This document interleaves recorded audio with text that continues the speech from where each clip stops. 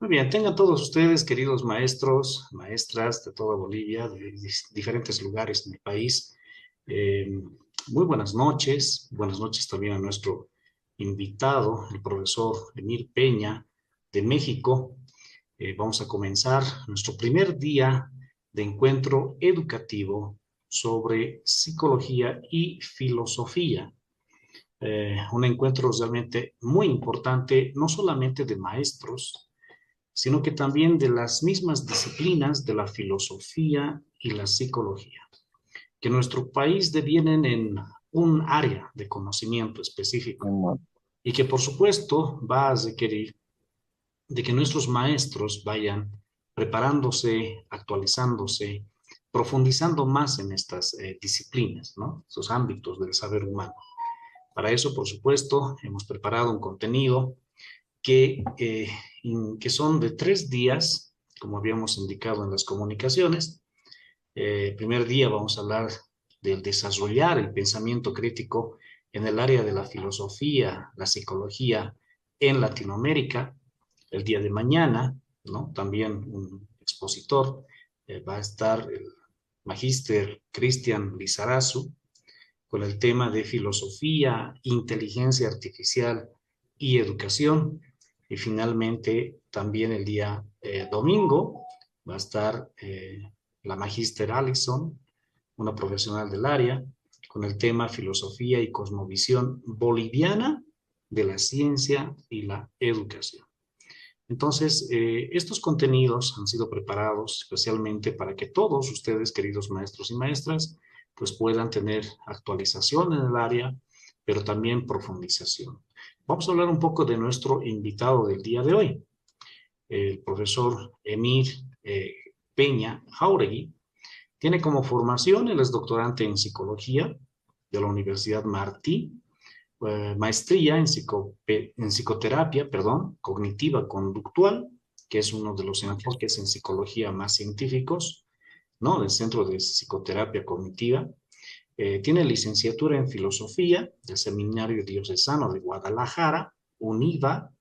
Tiene un diplomado en neuropsicología clínica del Centro de Estudios Universitarios del Sur y Sureste, diplomado en análisis científico del comportamiento y la conducta no verbal, diplomado en consejería filosófica, diplomado en psicoterapia breve, diplomado en técnicas de intervención filosófica y psicoterapéutica, diplomado del manejo de conflictos en las relaciones de colaboración. Miren qué importante es esto, ¿no? Porque tenemos cada vez más violencia en las mismas unidades educativas. Acá en Bolivia les llamamos unidades educativas, lo que son las escuelas y colegios.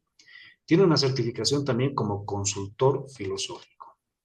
En el ámbito de su experiencia laboral y profesional, actualmente se desempeña como consejero formativo del Instituto Tepeyac Campus Guadalajara, en donde genera estrategias para promover la sana convivencia, brindando talleres, cursos, charlas de orientación y formación tanto a estudiantes como a maestros. Además de colaborar en la prevención del acoso, el maltrato escolar, también colaboró como moderador, apoyando al Instituto de Filosofía en el Café Filosófico Museo Regional de Guadalajara. Se desenvuelve en la docencia más de 15 años, en psicoterapia más de 4 años, en consultoría filosófica más de 15 años y en otras intervenciones desde la filosofía aplicada, talleres filosóficos con niños, adolescentes, adultos, mesas de diálogo interdisciplinares, conferencias filosóficas, interactivas y cafés filosóficos. También acompañando siempre a adolescentes, a jóvenes, desde hace más de 20 años, brindando conferencias y talleres en diversas instituciones formativas a docentes, estudiantes y al público en general. Tenemos un invitado de lujo que va a compartir con nosotros la temática que ya habíamos indicado. Unas últimas recomendaciones, queridos maestros y maestras. Toda situación, todo aspecto administrativo lo hacemos mediante el WhatsApp, cualquier consulta. Acá es solamente el tema temático, estrictamente. Y la metódica la vamos a dejar a nuestro invitado, ¿sí? Que donde tenemos unos 2 horas, digamos, hora y media de ponencia, una media hora de interacción con todos ustedes, queridos maestros y maestras. Siéntanse en toda la libertad de poder participar con sus preguntas, con sus aportes, con sus opiniones también. El día de hoy tiene que ser de mucho crecimiento, como también el día de mañana y también el día domingo a la misma hora. Estimado profesor Emil, estamos muy contentos de recibirlo el día de hoy y quisiéramos ya nomás comenzar. Así que adelante, por favor. Pues primero, muchas gracias por la invitación. Para mí es un honor el compartir sobre todo. Sé que estoy presente con muchos maestros que también tienen diversa experiencia y para mí también es un gusto pues compartir esta pequeña experiencia. Es algo amplio, voy a tratar también de hacer algunas propuestas que sean prácticas para que no solamente nos quedemos en esta parte abstracta o teórica de la cual nos critican a veces a los filósofos, filosofía que se conoce como filosofía aplicada o prácticas filosóficas, las cuales pues también tienen que ver, aparte de la docencia, la asesoría en instituciones, también algo que se llama consultoría filosófica, en el cual se hace un abordaje con una persona o con varias personas para, a través de la reflexión filosófica, ayudar a pensar de otra manera esa situación que la persona vive. También está la filosofía de niños, que creo que es muy ubicada en América Latina. Y también pues está esta dinámica conocida como los cafés filosóficos, que más que una conferencia, un grupo de debate o un club de lectura, es una dinámica en la cual se reúnen varias personas, puede ser en un café, en un museo, en una universidad, incluso en la calle, con esta idea que sea abierta al público para reflexionar también desde la filosofía y desde filosofar alguna situación social. Entonces, pues es algo amplio. Les voy a compartir en este momento mi pantalla para pues dar inicio.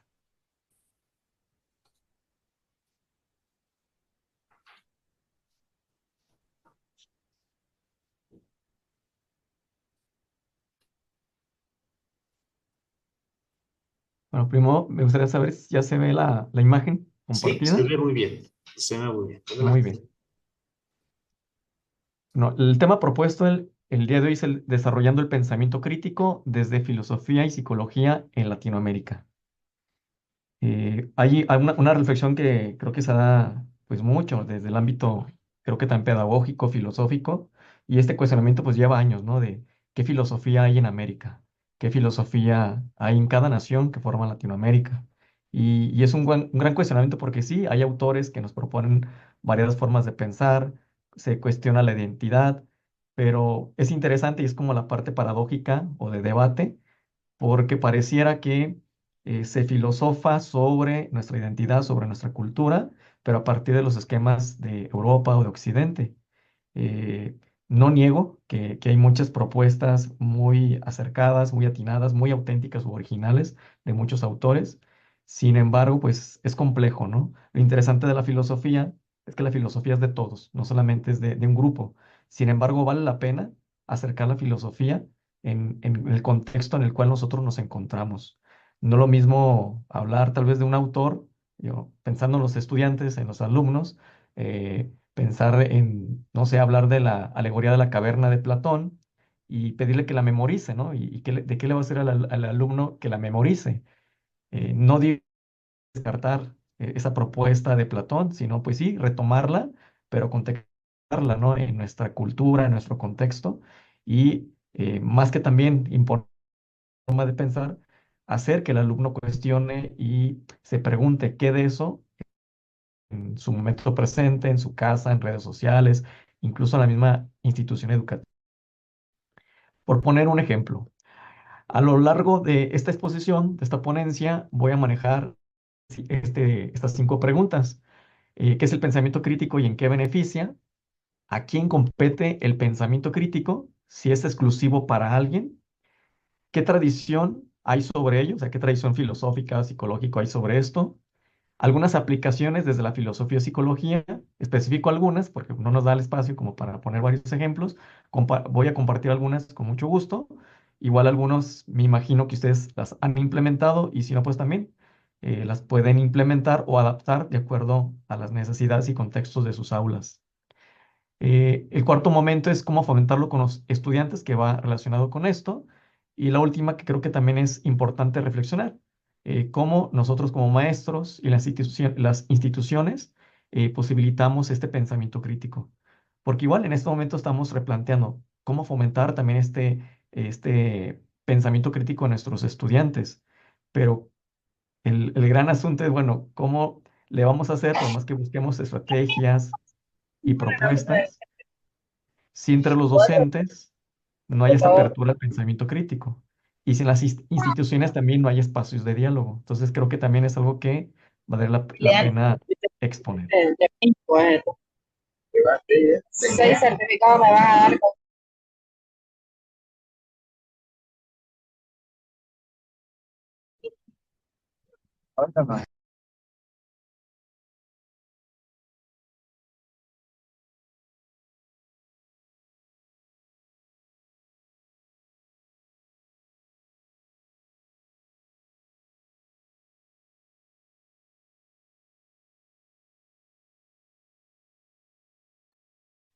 Y me gustaría saber si sí me escuchan.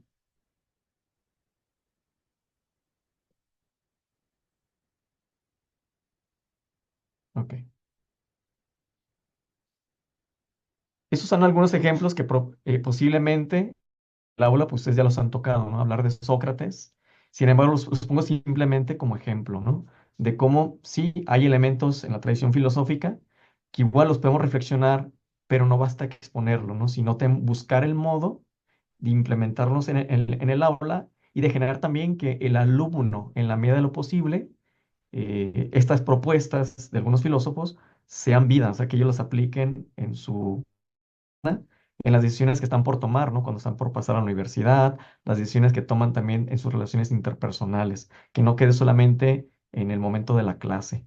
Pero más allá también implica que nosotros como docentes, pues también tratemos de tener esta coherencia, ¿no? Con esta parte del filosofar, porque el filosofar no solamente es exponer ideas o repetir lo que otros ya han dicho, sino también implica, aparte de revalorar, recapitular toda esa teoría, sino también de vivirla y de tratar de generar que las personas cuestionen, reflexionen esta realidad que están viviendo. Y por otro lado, pues también el buscar constantemente esta pasión por la sabiduría, por el conocimiento y de vivir de acuerdo a estos valores que nosotros creemos desde la filosofía. Sócrates pues es muy reconocido por el arte de la partera, la mayéutica, con el cual pues muchos se cuestionan, bueno, ¿cómo es esto del arte de la partera? Se explica que a sus discípulos aplicaba esta estrategia para enseñar, pero ¿cómo les va a enseñar si pues muchos de sus discípulos eran varones? ¿Cómo iban a dar a luz? Y la idea de esto es que ellos iban a dar a luz, ya sea la precisión de una idea o llegar a un concepto mejor elaborado. Hay quien se atreve a decir pues que llegar a la verdad, pero eso es más amplio. Y este método consistía en hacer preguntas constantes a la persona, pero no era un preguntar por preguntar, sino si, por ejemplo, alguien hablaba sobre el amor, que el amor era contemplar tal vez la belleza de una persona, pues él cuestionaba, ¿no? A la par, qué significaba belleza para la otra persona y si amor solamente implicaba contemplar esa belleza, ¿qué más se podría dar, ¿no? Más allá de contemplar la belleza. E iba haciendo preguntas constantemente, incluso se animaba como a buscar la parte contraria, la parte negativa de qué no es el amor, qué no sería el amor, ¿no? Y lo iba cuestionando la otra persona. Para algunos contemporáneos de Sócrates, pues era incómodo. Y creo que en el presente hay personas que les es incómodo que les cuestionen, pero cuando hay esta apertura a la sabiduría, a la verdad, pues el que termina creciendo, pues es aquel que es cuestionado y que llega a precisar algo. Entonces, a veces en las aulas se habla de esto, pero queda Queda ahí con... nada más. Lo interesante de esta mayéutica es que no solamente les pongamos en la clase, sino a la medida de lo posible, nosotros como docentes, pues también permitamos a los alumnos hacer estos ejercicios, ¿no? Y permitirnos nosotros, en la medida de lo posible, también ser cuestionados, incluso posibilitarlo con la intención de que el alumno cuestione. Y no sé, lanzarles alguna frase que esté muy presente en los últimos tiempos, ya sea en los medios de comunicación donde ustedes viven y plantearles la frase, incluso algo que sea bonito, que suene razonable, y cuestionar, ¿no? Si eso es verdad o no, y posibilitar que los alumnos cuestionen o también se permitan ser cuestionados y que esto no lo vean como algo negativo, sino una posibilidad u oportunidad de mejorar y de precisar algo, de descubrir algo mejor. De la alegoría de la caverna de Platón, pues hay esta referencia, ¿no? que él mencionaba. Hay en la tradición una explicación, hay una más contemporánea, donde él pues habla de dos realidades, ¿no? Una realidad que era el topos Uranos, como el mundo de las ideas eternas, que era la realidad verdadera, donde vivían todas las almas y todas, pero esta otra realidad es como una proyección de copiar esa otra realidad, que es este mundo material. Para él, el mundo material tan perfecto como esa realidad. De tal modo, pues que el alma que viene de este mundo de las ideas eternas, pues termina encarcelada en un cuerpo y ofuscada por los sentidos, de tal modo que la realidad, la verdadera realidad, no la puede eh, contemplar, porque pues le ofuscan estas percepciones, estos sentidos que son imperfectos. Y la alegoría que él expone es de unos niños que son esclavizados, están introducidos dentro de una caverna. Hay unos esclavos que están en esa zona, que en vez de unos guardianes que están revisando esa zona, donde hay una fogata, pero de vez en cuando les hacen una pequeña broma donde pasan eh, algunas imágenes que proyectan, gracias a la fogata, pues unas sombras, ¿no? Ellos solamente ven esas sombras desfiguradas y piensan que son la realidad. Pasan los años y uno de estos sujetos se le rompe la cadena, los guardianes no están al tanto, logra escapar, eh, se impresiona de las sensaciones, incluso es cegado por tanta luz, los nuevos aromas que él comienza a descubrir y empieza a escuchar otras palabras diferentes, otros sonidos que él no había escuchado durante tantos años que estaba en la caverna. Y tiempo después, otros agregan que intenta regresar en el momento donde de nuevo no están al tanto los guardias, llega con sus compañeros a contarles lo que descubrió, pero lo juzgan de loco y no lo entienden. La idea clásica es entender que hay estas dos realidades, la realidad del mundo de las ideas eternas, que es perfecta, donde viene el alma, y el mundo material, que no nos posibilita conocer realmente la realidad hasta que el alma pues, se libera del cuerpo. Hay una perspectiva más moderna, por ahí tiene que un autor conocido como Gustavo Bueno, como las nuevas cavernas en el presente, ¿no? Que también tiene que ver con los medios de comunicación, la manipulación mediática, las noticias alteradas y la mala información, con cómo a las personas se les manipula y se les hace ver otra realidad. Y son como las nuevas cavernas de las cuales se nos expone. Más que a los alumnos hablarles solamente de esta parte teórica y qué bonita la alegoría de la caverna, vale la pena también indagarles, ¿no? ¿Qué cavernas descubren en estos momentos, ¿no? Esas redes sociales, no digo que sean malas, creo que hay cosas muy, muy padres, muy interesantes, muy buenas en redes sociales por descubrir, por aprender, pero también que esa información que está en el entorno es verdadera, es falsa, y no hablo solamente de redes sociales, ¿no? La realidad familiar, la realidad del sistema escolar, la realidad de las relaciones interpersonales, ¿no? Hasta qué punto también vivimos engañados o somos parte de ese sistema de engañar a otros. Voy compartiendo como estas ideas, por si también ustedes las quieren retomar, y en ese sentido, pues ir generando, ¿no? También esta posibilidad de que el alumno reflexione por su propia cuenta. Roger Bacon menciona por ahí cuatro ídolos o cuatro imágenes que son engañosas. Hace un poquito también algo como de referencia a la idea de Platón, y él dice que pues esos cuatro ídolos el hombre se tiene que liberar pues para poder comprender mejor. Y dice que el primer ídolo es el pensamiento deseoso. Parte de la naturaleza humana es creer aquello que queremos que sea cierto. Y a veces, porque pues hay ideas o creencias que son bonitas, son agradables, pues las aceptamos porque nos parecen agradables. Entonces la propuesta es que nos liberemos de alguna idea solamente por creer que aquello que sea cierto, porque nos es agradable, nos es grato. El segundo ídolo que él propone es el de la caverna, de nuevo haciendo alusión al mito de la caverna de Platón, en la que percibimos que influye en gran parte nuestra experiencia personal, pero que por lo tanto no es tan real. Entonces sí cuestionarnos que cuando estamos en un entorno, en el de lo que le podemos llamar realidad, familiar, laboral, escolar, el alumno pues se pregunte que si lo que él percibe realmente es la verdad o si solamente se está basando en su propia experiencia personal. ¿Hasta qué punto él ha considerado la experiencia del otro, el modo de pensar del otro. Y eso pues aplica, ¿no? Tanto para alumnos como para docentes. El tercer ídolo que propone Roger Bacon es el ídolo de los prejuicios, que estos se originan en el uso de la palabra. La felicidad, por ejemplo, para cada uno de nosotros significa algo diferente. Y esto también, pues, genera también a veces confusión, genera que no haya claridad de qué es la realidad, ¿no?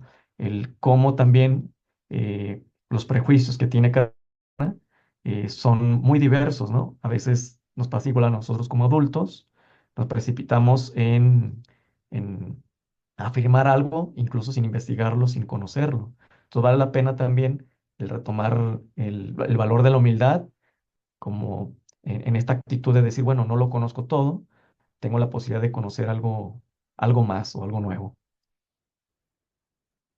Él refiere a la inclinación que tenemos de adoptar presuntas sabidurías de otros sin reflexionarlas antes.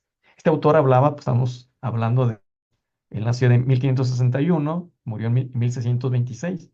Y esto último es algo muy reciente, el cómo las personas adoptamos supuestas sabidurías, pero no las reflexionamos, suenan bonitas, ya están elaboradas, ya están propuestas, nos ahorran el ejercicio de reflexionarlo y simplemente las tomamos. Y no digo que sea malo, que tampoco sea bueno, pero la propuesta interesante sería bueno. Hasta nos podemos liberar de esta inclinación de adoptar sabiduría sin reflexionarlas. Y creo que es algo pues que también es presente y es una situación que a veces cuestionamos los que nos consideramos adultos de los jóvenes o de los adolescentes o en este caso de nuestros estudiantes, sino hasta qué punto también lo que nos proponen como algo sabio posiblemente no lo es y vale la pena pues también cuestionarlo y reflexionarlo. Incluso me atrevo a decir, incluso de esto que yo expongo, pues es válido también que ustedes como docentes se tengan esta posibilidad de cuestionarlo, ¿no? Hasta qué punto es aplicable, es verdadero, o si es verdadero, hasta qué punto se puede aplicar y puede ser de bien para sus estudiantes. Descartes, pues es muy famoso por esta frase de pienso, luego existo, o el cogito ergo sum. Pero aún así, bueno, entre tantas ideas, él también toma, hace una propuesta en eh, en esta duda metódica de cómo hacer un pensamiento adecuado, ¿no? Entonces, por un lado, hay una propuesta aquí con él de dividir las preguntas difíciles en tantas partes como sea necesario. También poner en orden el pensamiento desde lo sencillo hasta lo complicado y revisar al final eh, que la persona no haya olvidado algo en este proceso de reflexionar si algo es verdad. Es interesante porque también hay como esta eh, tradición de narrar que cuando surge esta frase de cogito ergo sum, poco antes él estaba dormido, despertó, estaba en una fogata, vio unas luces y como que eh, confundido, si estaba dormido, despierto, claridad de qué era la realidad. Y en ese momento se empezó a cuestionar, ¿no? La diferencia de lo que es un sueño, de lo que es estar despierto y no, el preguntarse la realidad del cuerpo y aquello que es, y el preguntarse constantemente y cuestionarse esto, ¿no? El atreverse a cuestionarse sus mejores creencias o aquello que ya estaba acostumbrado a pensar. Total que al final, pues termina afirmando, eh, pienso, por lo tanto soy. Y bueno, esto también nos puede dar pista que en el presente muchas veces nos aferramos a nuestras mejores creencias o no nos damos cuenta ya por hábito, por habituación, damos por hecho pues muchas cosas y no nos cuestionamos si realmente son verdaderas o si nuestro modo de vivir es coherente también con lo que nosotros decimos que creemos. A veces es muy complicado, creo que el tema de las creencias es algo que también siempre se debe de respetar. Sin embargo, las creencias pues son muy diversas, ¿no? Y muchas de nuestras creencias a veces no son propias, simplemente las abrazamos, adaptamos. Y a veces hay conflictos en muchas personas, lo veo en consulta, lo veo también con los estudiantes. En la vida personal es algo muy humano, que hay conflictos éticos, axiológicos, en cuestión de valores, morales, porque el ser humano, las personas en general, en muchos contextos, en muchas hay este conflicto de creo esto, pero parece que no lo creo porque vivo de otro modo, ¿no? Entonces también vale la pena aquí dar la oportunidad que el alumno descubra eso, incluso no plantearles, ¿no? Porque sucede que a veces decimos que creemos algo, pero vivimos de otro modo. ¿Será realmente que no estamos convencidos de esa creencia, que es lo que sucede? Y el otro extremo, ¿no? ¿Por qué nos aferramos a ciertas creencias cuando parece que esta creencia nos está metiendo en problemas? Valdría la pena cuestionar si esa creencia realmente es acertada, es saludable para nosotros. Y no solamente me refiero a creencias, la gente a veces la creencia lo relaciona a algo religioso.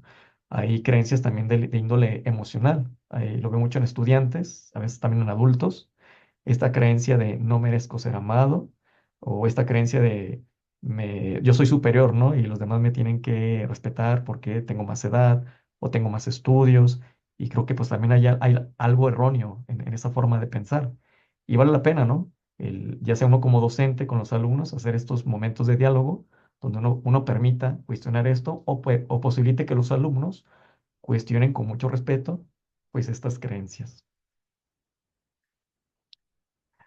John Locke, a diferencia de Descartes, que lo ubican muchos como a Descartes como alguien racionalista, él hace mucha consideración de la parte sensorial, de la parte empírica, la de los sentidos. A él se le debe mucho esta idea, bueno, no solamente a él, pero también él retoma esta idea de la tabula rasa o de la pizarra vacía, y que hay como estas dos realidades, las ideas de la sensación, esta forma en cómo conocemos, cómo aprendemos, y las ideas de reflexión, que tiene que ver más con la parte racional, mental, la de las ideas. Y él ambas las valora. Están las ideas de la sensación, que nos refieren a aquello, por ejemplo, lo blando, lo elástico, lo redondo, todo aquello que percibimos. Pero están también las ideas de reflexión, las cuales pues surgen de las ideas de sensación. Entonces, de un modo, aunque sí las valora, quedan en otro nivel. En ese sentido, nos hace recordar en parte, no totalmente en parte, a Aristóteles. Recordemos que Platón es maestro de Sócrates y son muy diferentes. Mientras Platón resalta la mente, el mundo de las ideas, el alma, la razón, y ve el mundo material y el mundo sensible, el mundo de la experiencia como algo inferior. Aristóteles valora ambas partes. Aristóteles expresa que no hay conocimiento verdadero que no pase por la experiencia. John Locke pues también hace esta consideración de las ideas que surgen de la sensación y de las ideas de la reflexión. Y aquí es una oportunidad también con los estudiantes pues para cuestionar, ¿no? Esta parte que tiene que ver con las ideas y esta parte que tiene que ver con la razón, que ambas se complementan. Hay quien a veces resalta más el mundo de la experiencia, y hay quien resalta más el mundo de las ideas, y a veces creo que no es algo antiguo, creo que está en el presente, a veces hay este conflicto, ¿no? Pero valdría la pena revalorar ambas partes, incluso a veces ayudarnos de otros maestros, ¿no? Que comparten algunos otros aprendizajes o saberes, o que están en otras disciplinas, ¿no? De física, por ejemplo. Recuerdo que por ahí hay un ejemplo de cómo en esta postura de que nuestros sentidos son los que realmente nos muestran la realidad, y se explica que también nuestro ojo, el ojo humano, pues no percibe ciertos rayos de luz que o incluso otros seres sí perciben. Incluso hay un ejemplo dentro de la tecnología, por ahí hay algunos controles que tienen algún orificio con un foquito, que se aprieta y parece que no prende, sin embargo sí prende, pero nuestro ojo no lo percibe. Y un modo de ejemplificarlo en el aula, se pueden auxiliar ya sea de un maestro que tenga que ver con esta parte de tecnologías o de física, ustedes mismos atreverse a hacer este experimento con sus alumnos, es tomar una cámara digital, activar la cámara y en la cámara poner el control y ver que la cámara sí está percibiendo que se emite una luz, nuestro ojo no lo percibe, ¿no? Entonces también es como también hay ciertas limitaciones también en estos sentidos, ¿no? Y bueno, pongo un pequeño ejemplo que puede ayudar también a los alumnos para tener como esta inquietud, ¿no? Por conocer más. ¿Sabe eh, que a su hijo? ¿Perdón? Horas. No. Esta capacidad de asombro creo que es humana, se ve muy presente en las etapas del desarrollo humano, y creo que es muy presente en la etapa de la infancia menor. sobre todo en esta etapa de los niños que andan entre los 3 4 5 años, que se emocionan, se asombran, prueban un helado y lo disfrutan enormemente. Ven algún pequeño insecto, alguna hormiga y la van siguiendo y se emocionan, sienten el aire, lo respiran, abren sus brazos, sus manitas y lo disfrutan. Con el paso del tiempo pareciera que esta capacidad de asombro y esta curiosidad se va perdiendo. El cuestionamiento es, en parte, si tiene que ver con un proceso psicológico, cognitivo, genético, pero también ambiental, como a veces ambiental y cultural, como a veces dentro del mismo entorno familiar y lamentablemente en algunos entornos escolares, esta capacidad de asombro o esta curiosidad se comienza a reprimir, ¿no? Se le comienza a tachar, ¿no? O ya sea por la burla, porque el alumno pues se sorprende, ¿no? Algo que tal vez en su momento no aprendió bien, de repente lo comprende y se emociona en el aula, ¿no? Y de repente el profesor o algunos compañeros se burlan porque apenas comprendió algo, ¿no? Y el alumno se emociona. Y creo que esos momentos, más que tacharlos, que reprimirlos, es cuando debemos de aprovechar ese asombro del alumno. Y constantemente, tanto en los aciertos como en aquellas cosas que no parecen aciertos, generar y buscar que el alumno se sorprenda. Bueno, pues aquí nos estaremos deteniendo hablando pues, en un tal de autores. Expongo otro, Nietzsche, que creo que pues también mucho lo tenemos presente por este cuestionamiento que hace a la moralidad. Plantea un ejercicio. En el presente pues contacto a muchas personas que son creyentes de diversos credos religiosos, con los cuales mantengo amistad y un auténtico respeto. Y en esta diversidad de repente se da la oportunidad, ¿no? De hacer ejercicios, igual con personas que son agnósticas o ateas, de hacer ejercicios mentales, de cuestionarnos esto que creemos, esto que pensamos, ¿no? Y ayuda a veces a ellos para tener ya sea una fe más auténtica o un modo de pensar pues más coherente. eh, Nietzsche hace un cuestionamiento con esta idea con esta afirmación, ¿no? De esta idea de Dios que se tenía, afirmando que Dios se había muerto, si la moralidad o los valores en el tiempo de él se sustentaban en gran parte en la idea de Dios, ¿qué pasaría si Dios no existiera, ¿no? Entonces empieza como a cuestionar esta parte, ¿no?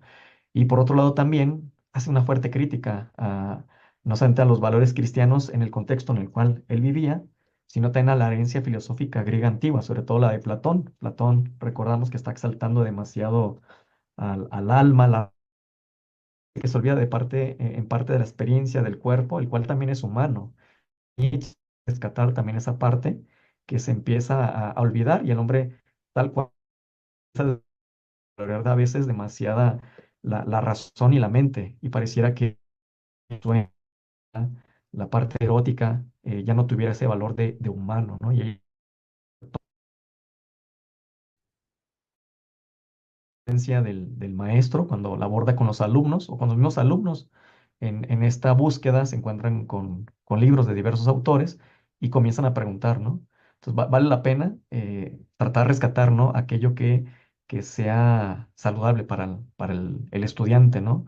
En gran parte el que él se cuestione sus mejores pensamientos. Hay una idea, una propuesta interesante de unos símbolos, unas metáforas que utiliza Nietzsche. Muchos lo ven como la metáfora del superhombre que él propone, otros como la del hombre sabio. Y él plantea tres figuras, la figura del niño, la figura del camello y la figura del león. Y esta comparativa la hace con el ser humano. El camello representa a aquellas personas que soportan sobre su espalda muchas creencias y moralidades impuestas, perdón.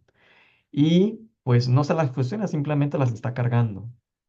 Pero por otro lado está el león, que se da cuenta que pues muchas de estas creencias o valores no son de él y se revela, pero violentamente, y ahí queda el asunto, ¿no? Y para él la idea fuerte pues es la del niño, la que realmente es auténtico, el que expresa eh, libremente qué es lo que piensa, qué es lo que siente, qué es lo que quiere. Entonces para él la figura del hombre sabio o de la persona sabia, pues es la figura del niño, aquel que es hasta cierto punto auténtico, aquel que expresa lo que quiere y que hace lo que realmente quiere.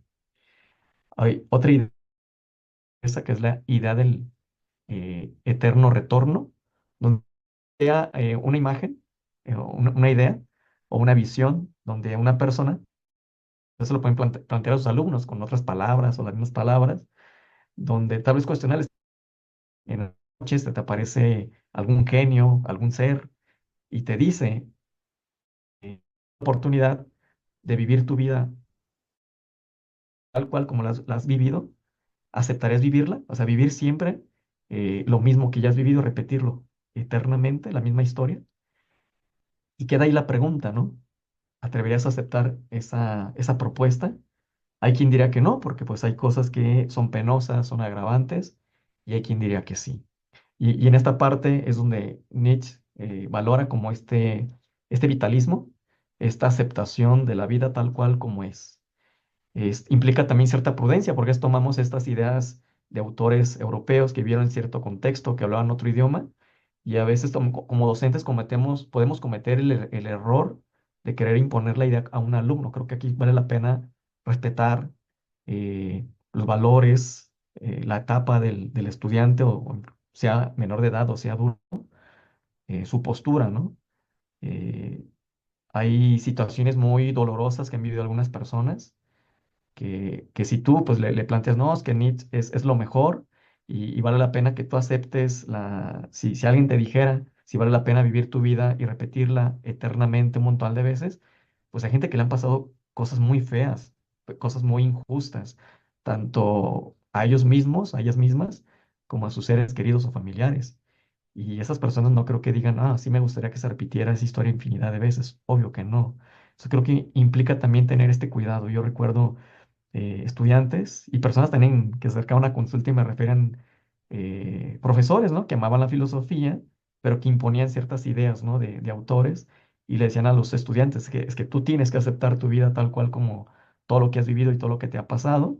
Incluso si tuvieras la posibilidad que un ser se te apareciera y te propusiera vivir eternamente y repetir infinidad de veces lo que ya viviste, lo deberías de aceptar. Y pues es doloroso, ¿no? El alumno terminaba desmotivado y molesto hasta no solamente con la clase y con el maestro, molesto con la filosofía y con esta posibilidad de reflexionar. Y bueno, aquí en este momento, pues podría pensar en más autores, y creo que ahí me la llevaría, ¿no? A hablar de Marx con esta propuesta de cómo antes había esta idea que eh, las superestructuras, las ideas, las doctrinas, los valores, toda esta parte teórica, incluso los discursos filosóficos, eran los que generaban cambios en las estructuras. La propuesta de Marx es interesante. Él propone lo contrario, él propone que las estructuras son las que pueden cambiar y tal cual, cambian esas superestructuras, son los que las mueven. Y eso también pues acude, o sea, entre tantas cosas que él promovió. Y dan esta parte de la filosofía que posibilita un cambio social, que no tanto se queda el filósofo reflexionando en el mundo de las ideas, sino también socialmente qué haces.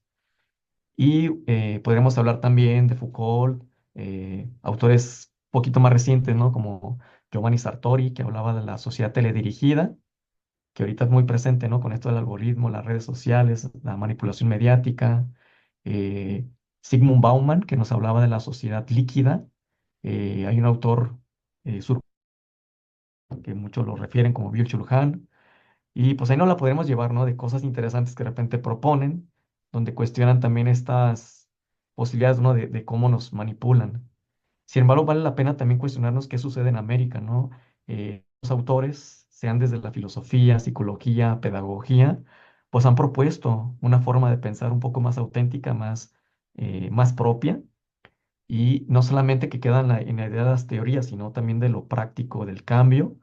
Pienso, por ejemplo, en un Paulo Freire, que en esta búsqueda de la libertad social no solamente queda en el mundo de la conciencia, de la teoría de generar conciencia en el pueblo, en los estudiantes, en los maestros, sino que también a la par que hay conciencia de esta búsqueda de libertad, hay también acciones. No solamente hay esta posibilidad de razonar, que es importante, generar conciencia en el pueblo, en los estudiantes y en los docentes, sino también actuar. Y esa parte es interesante de Paulo Freire, que hasta la fecha creo que pues influye mucho en una docencia que libera y que posibilita la, el pensamiento crítico Ya. y, y la liberación de ideas que a veces dañan a las personas o el bienestar de una sociedad, de una comunidad. Aquí me gustaría también, bueno, compartirles, maestros, algunas eh, propuestas que ustedes también pueden hacer en el aula, en, en en este aprendizaje que ustedes comparten de cosmovisión. Algunas cosas pueden ser igual similares a las que ustedes hacen.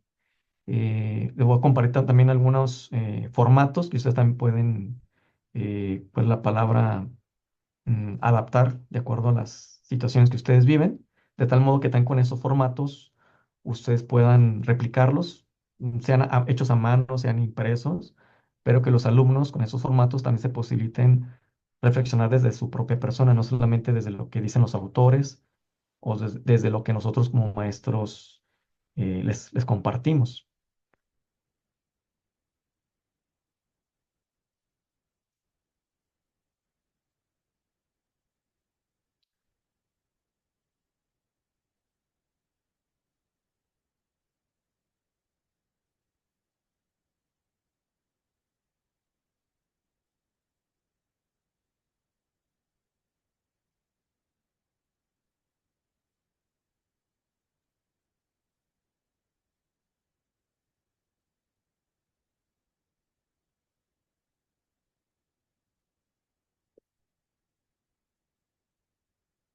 Bueno, ustedes me comentan en este momento si se visualiza, si me ayudaría.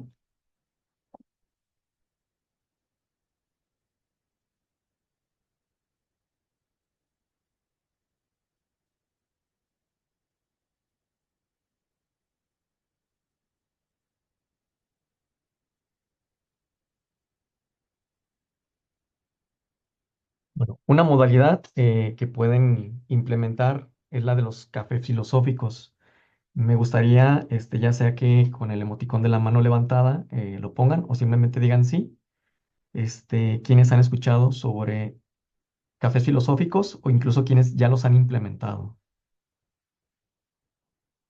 Igual lo podrían escribir para dar mi idea si alguien ha tenido contacto con esto en sus escuelas.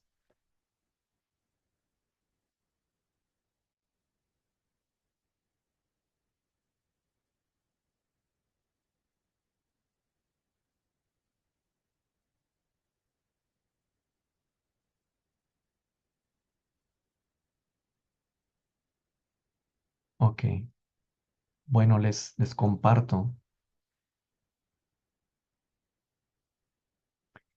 Esto de los cafés filosóficos también es parte de lo que se le conoce como prácticas filosóficas y consiste también en acercar la filosofía al ser humano, a todos, porque la filosofía no le a ciertos estratos académicos. La filosofía es humana y bien lo vemos en los procesos del ser humano, ¿no? El bebé que va descubriendo la realidad, este niño de 3 4 5 años que les comentaba, que de todo pregunta por qué. eh, ¿Por qué, no sé, por qué mi papá usa pantalón y mamá usa vestido, ¿no? Y ay, papá le intenta responder, le responde y el niño de nuevo pregunta por qué y por qué constantemente hasta que a veces cansa a los papás y le terminan diciendo que ya se calle, ¿no? Sin embargo, este por qué, pues es algo interesante, es algo filosófico, es un filosofar que está presente ya dentro del ser humano, esta búsqueda de comprender la realidad. Cuando entran a la escuela primaria, los niños también tienen esta apertura, ¿no? Al conocimiento, desde lo familiar también y lo social, esta apertura a vivir de forma adecuada, evitando lo malo y promoviendo lo bueno. Y creo que humanamente va avanzando el tiempo y a pesar de nuestras incoherencias de vida, el ser humano de un modo u otro busca vivir adecuadamente, busca vivir en coherencia y se cuestiona. A veces el ser humano sufre por la incoherencia moral, ¿no? El adolescente, de repente, en área, comienza a cuestionar el mundo de los adultos, la incoherencia que hay en el sistema, en la escuela, con sus maestros, con sus padres, con sus familiares, socialmente. Cuestiona todo eso que le han propuesto y parece que no es congruente, ¿no? Lo cuestiona desde este intento, desde el razonar. Sin embargo, choca también con esta parte en conflicto, ¿no? Con los padres, con los maestros Hay una parte emocional que escapa también muy fuerte en el adolescente, que también a veces le complica razonar con claridad, ¿no? Porque las emociones son intensas y experimentan muchos cambios. Sin embargo, este cuestionamiento de las incoherencias está presente en el adolescente y es algo que como adultos no deberemos de olvidar.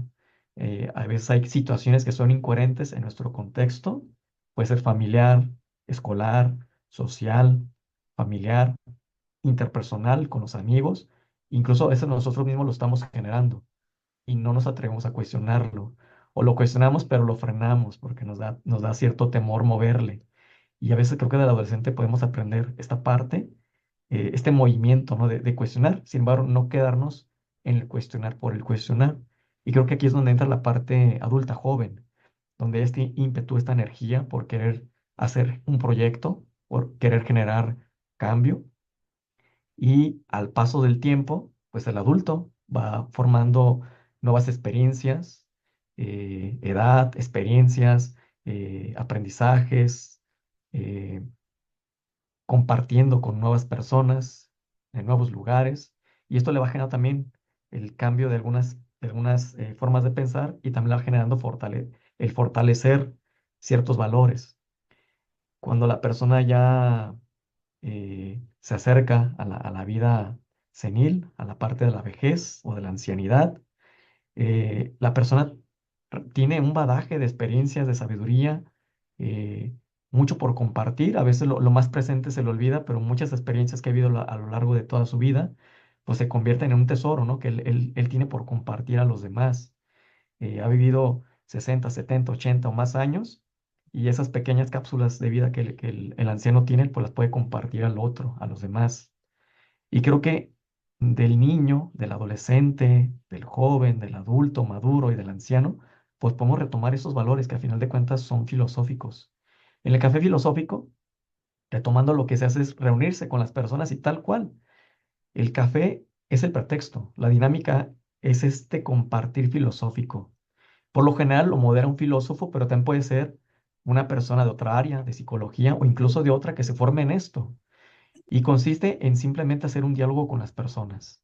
Eso se dio ya hace tiempo en Francia, donde se juntaban dos amigos filósofos en un café a hablar de lo que les pasaba, hablar de política, del amor, del desamor, y de repente las personas que estaban en otra mesa se acercaban interesados por escuchar qué es lo que estaba pasando ahí. Y decían, oye, ¿me das chance de acercarme, me das oportunidad de acercarme a tu mesa? Pues sí, pero cada vez que se reunían estos filósofos se acercaba más gente. Total que se llenaba el café y terminaba tal cual, convirtiéndose en un café filosófico, al grado que ya no cabían. Entonces, este movimiento se empezó a replicar en varios cafés en Francia, luego en Europa, luego se pasó pues a los demás continentes, llega a Canadá, Estados Unidos y América Latina.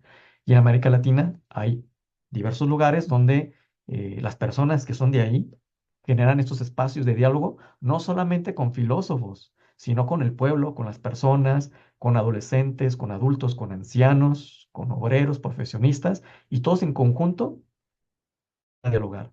Y lo que hace el moderador es cuidar también que todos se entiendan, que todos se comprendan. Se genera también una empatía, no solamente emocional, sino una empatía cognitiva. En este diálogo se da la oportunidad de entender otra forma de pensar. En este diálogo descubro, cuando escucho yo al otro, descubro que el otro piensa similar a mí o que piensa diferente, pero que incluso el que piensa similar a mí lo dice de otro modo o lo vive de otro modo. El café filosófico, por lo general, se habla pues de diversos temas, los que se puedan imaginar, humanos. Se puede hablar de inteligencia artificial, se puede hablar del amor, si hay amor auténtico o ya no existe el amor, la esperanza, la muerte, si la muerte le tenemos que temer o no, sí y no, ¿por qué? No es una exposición de tema, el filósofo no impone su criterio, su forma de pensar. Sí puede mencionar cápsulas filosóficas y a favor y en contra. Puede decir, en la tradición filosófica hay autores que hablan a favor de la esperanza o a favor del sentido de la vida, pero también hay, no obstante, filósofos, otros pensadores, poetas, escritores, psicólogos, que hablan lo contrario. Lo expone, pero brevemente, porque en este café filosófico no es una ponencia, no es una conferencia, es más interactivo. O sea, él por lo general detona la pregunta y los participantes son los que dialogan y él va moviendo el diálogo. y recupera cuando las personas se están yendo ya por otro tema, los regresa con nuevas preguntas. Entonces, que se generan los cafés filosóficos. Y tiene esos cuatro elementos. Los cafés se hacen tan por una necesidad, se hacen con alguna intención, implican una técnica y una tradición. La necesidad, pues está esta necesidad del diálogo, ¿no? Y creo que en las escuelas, pues también vale la pena generar esos diálogos.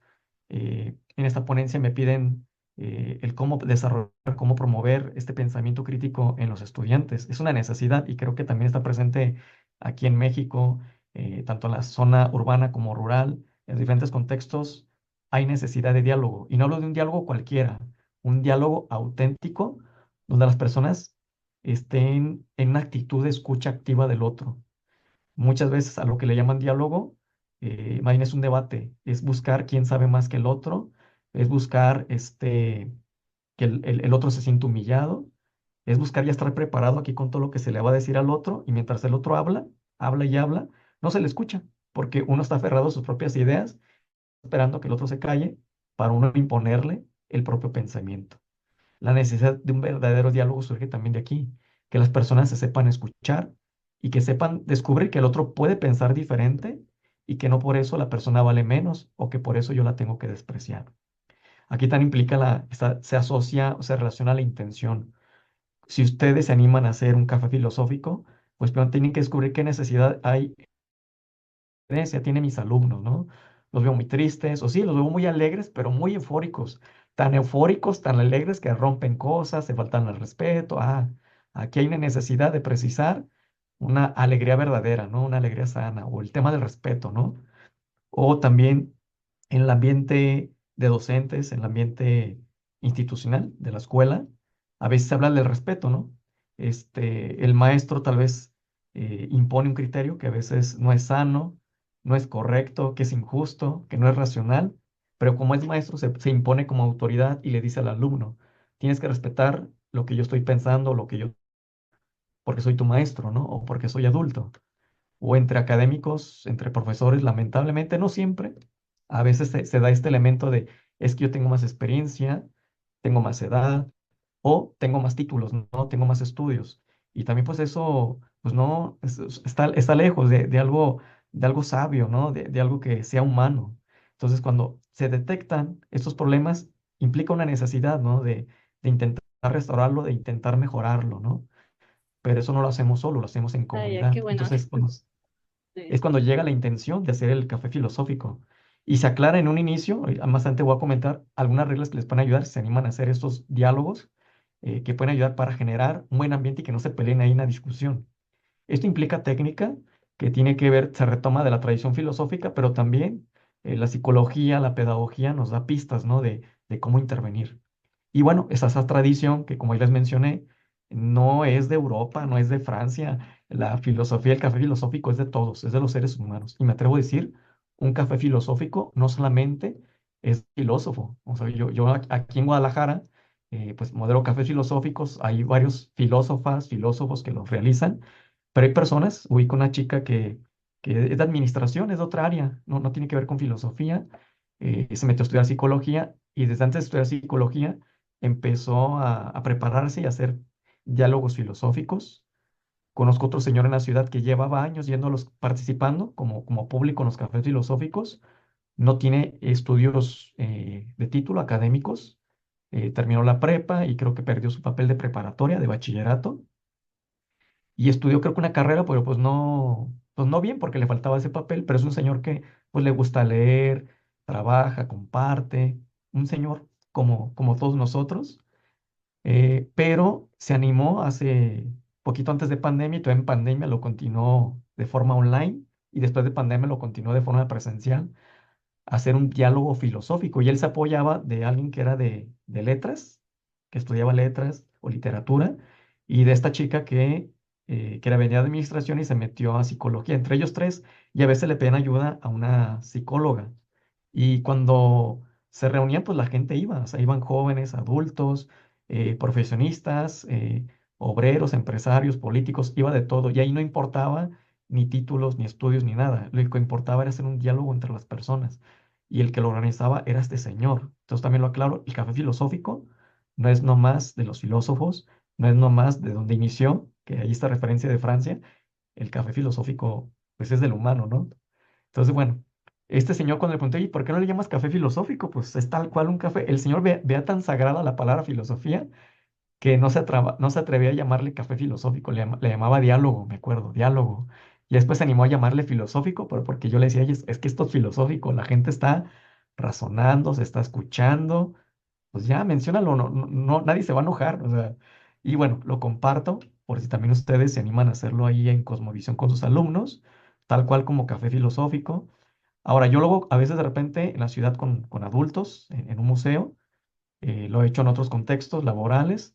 El colegio lo he hecho con maestros. El café filosófico también con alumnos de secundaria menor. Ustedes le llaman secundaria también a lo que ustedes conocen como cuarto, quinto y sexto. Acá se le conoce preparatoria y bachillerato.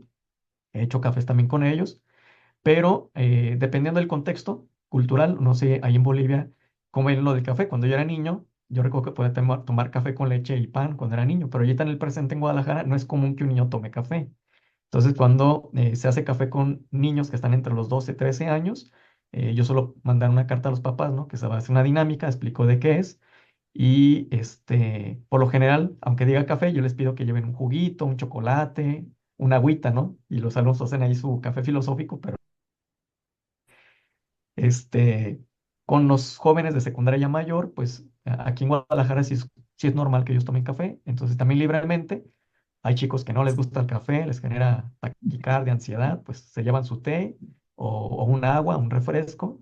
Y también aprovechando esta coherencia, yo les pido que no lleven vasos desechables, sino que lleven su termo, su taza de su casa. Es más, tú le dices al cómo le hacemos, ¿no? Para cooperarnos y traer la bebida, ¿no? Entonces ya uno trae el café, uno el agua, a quien lleva panes o galletas, y ves los alumnos contentos, ¿no? No tanto la dinámica filosófica, sino en esta propuesta de compartir. Entonces, bueno, les comparto esta propuesta. Explica, nos da posibilidad de explicarnos el mundo, de entender cómo el otro entiende el mundo, nos permite también establecer vínculos y dar sentido o eh, reconfigurar al sentido que le estamos dando a nuestra vida. Y hablo del estudiante. El estudiante está en una etapa donde se pregunta y se está cuestionando qué va a ser de su vida profesional, qué va a ser de él, ¿no? Y hay alumnos que no se lo cuestionan, entonces hay que motivarlos a que se cuestionen eso. Y quien ya se lo cuestiona, de repente le genera ansiedad, ¿no? Le genera un temor a equivocarse. Si a nosotros como adultos nos da temor a equivocarnos en nuestras decisiones, la intensidad emocional que vive un adolescente al temer equivocarse en su decisión es muy grande. Entonces, el café filosófico también le da luz de escuchar que otros adolescentes comparten esa ansiedad y ese temor, y que es humano, y que vale la pena hablarlo, exponerlo. Las técnicas, bueno, ya ahí compartí lo de la mayéutica que viene de la referencia de Sócrates. A veces se le llama también modernamente quien habla más de que lo que hacemos no es mayéutica, es más bien una reflexión guiada, donde nosotros no le damos la respuesta a los presentes, les hacemos preguntas para que ellos precisen, precisen mejor su pregunta o lo que están respondiendo, ¿no? Y de inicio uno les avisa, ¿no? En esta dinámica es un ejercicio, o sea, para que no se lo tomen mal o personal, es donde vamos a permitirnos ser cuestionados, ¿no? O sea, ya desde ahí que ellos se permitan ser cuestionados, ¿no? No porque estés equivocado, de hecho pueda que tu pensamiento sea el mejor pensamiento, pero es un ejercicio para cuestionar, para ver si hay otra forma de pensar. Y la dialéctica también, generar diálogos contrarios constantes, que alguien diga, "Ah, es que yo pienso que la vida sí tiene sentido por esto y esto y esto". Y ahí tú aprovechar a ver quién piensa que la vida no tiene sentido, o aunque no esté seguro, qué propuestas o qué pistas tenemos que la vida tal vez no tiene sentido. Suena muy arriesgado, ¿no? Y a ver, ¿no? O por qué es malo enamorarse, ¿no? O por qué es bueno, ¿no? Y aventar la contraparte y que dialoguen sin molestarse. Y luego aventar la síntesis, ¿no? O el tercer excluido, ¿no? O la parte que combina las dos. A ver, ¿quién piensa que algo de esto una nueva idea puede surgir de estas ideas que parecen contrarias, ¿no? Y generarlo, ¿no? Tal cual, así una dialéctica, un diálogo constante. La hermenéutica también, ahí ayuda mucho descubrir, ¿no? A veces ahí nos ayudamos de las etimologías o culturalmente donde ustedes viven, pueda que exista alguna tradición, alguna festividad, y los alumnos no sepan por qué se hace, ¿no? Entonces sí motivar, ¿no? Esta parte simbólica, que desde dónde viene históricamente, qué significaba, si de repente hay alguna palabra, en nuestras culturas latinoamericanas, a veces en la escuela, sobre todo en filosofía, recurrimos mucho a las palabras griegas, o alemanas, ¿no? Pero en América, pues también de repente hay conceptos, de los pueblos originarios, de los pueblos indígenas, que nos pueden ayudar, ¿no? A comprender mejor nuestra realidad también. Entonces también vale la pena recuperar en ese contexto que nosotros estamos, si hay tradiciones de los pueblos originarios o palabras de los idiomas que estén presentes cercanos a nosotros, o si en nuestra escuela se habla otro idioma, pues ver esa parte etimológica, ¿no? ¿Qué nos dice? Para que haya más sentido no solamente en lo que el alumno piensa, sino también en su modo de vivir. Y que también, lamentablemente, no sé si se dé ese fenómeno en Bolivia, me ha tocado verlo en terapia, en consulta y con estudiantes, que de repente vienen de otras comunidades indígenas y a veces por situaciones de burla o por temor a la discriminación, pasa el tiempo y ya no hablan su idioma original, el idioma materno, y terminan hablando español. Y después se acercan conmigo tristes, ¿no? Porque regresan a su pueblo, se casan, tienen hijos, al no poder comunicar esa tradición familiar porque el idioma ya lo perdieron, o perdieron tradiciones porque se fueron a vivir a otra ciudad. Entonces vale la pena también con los alumnos generar esta alegría, este, este revalorar estas raíces que tenemos también en nuestras familias.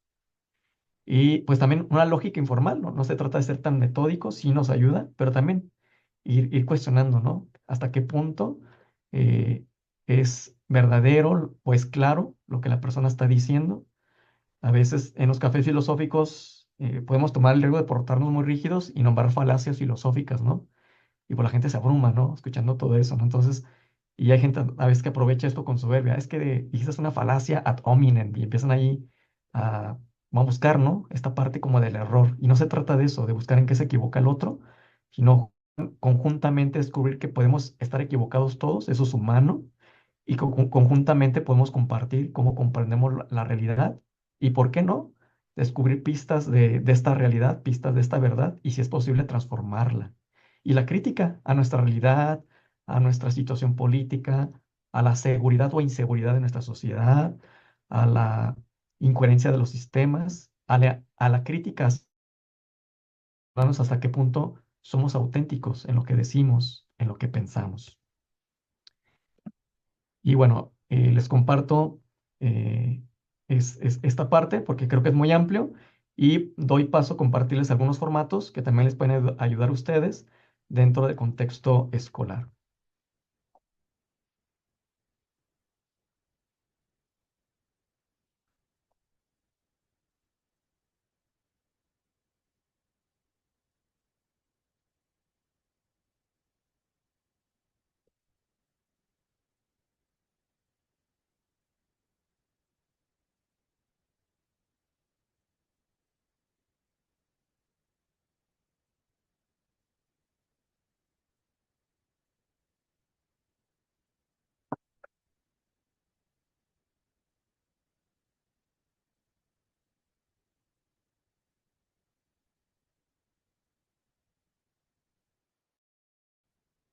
Bueno, me comentan ustedes si lo alcanzan a ver. Bueno, esto ya es de más que de física.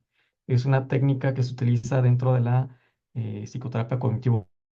Eso no es para que den psicoterapia, pero es una herramienta que les puede dar pista también para que los alumnos, sus emociones, su modo de actuar, su conducta y su modo de pensar.